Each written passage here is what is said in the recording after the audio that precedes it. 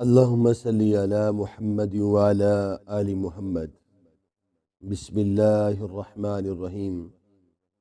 عن سهل بن سعد الساعدي رضي الله تعالى عنه قال قال رسول الله صلى الله عليه وسلم: لو كانت الدنيا تعدل عند الله جناح بعوضة ما سقى كافرا منها شربة ماء.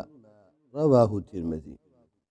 حضرت سہل بن سعد ساعدی رضی اللہ تعالیٰ عنہ روایت کرتے ہیں کہ رسول اللہ صلی اللہ علیہ وسلم فرمایا کہ اگر دنیا کی وقعت اللہ کے نزدیک ایک مچھر کے پر کے برابر بھی ہوتی تو وہ کسی کافر کو اس میں سے ایک گھونٹ پانی بھی نہ پلاتا۔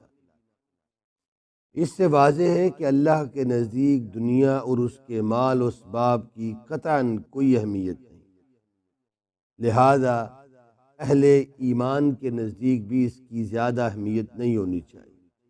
اسے صرف آخرت کی زندگی سنوارنے کے لیے ایک ذریعہ یا امتحان سمجھنا چاہیے۔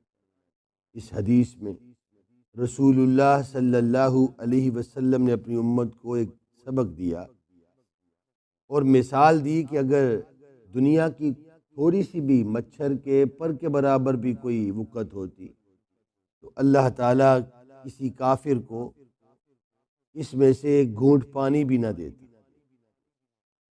کافر سے مراد غیر مسلم بھی ہیں اور ایسے لوگ بھی ہیں جو اللہ کی نافرمانی کرتے ہیں۔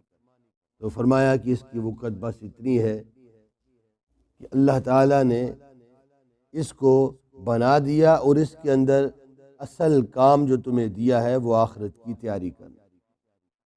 اگر مال دیا ہے تو مال کے ذریعے بھی آخرت کی تیاری ہو سکتی ہے۔ گویا اپنے مال کو اللہ کے راستے میں خرچ کرو، اپنے بیوی بچوں میں خرچ کرو، اپنے بہن بھائیوں میں خرچ کر کے، اپنے دوست احباب میں خرچ کر کے، اپنے دسترخوان کو وسیع کر کے، غریبوں کو کھلا کے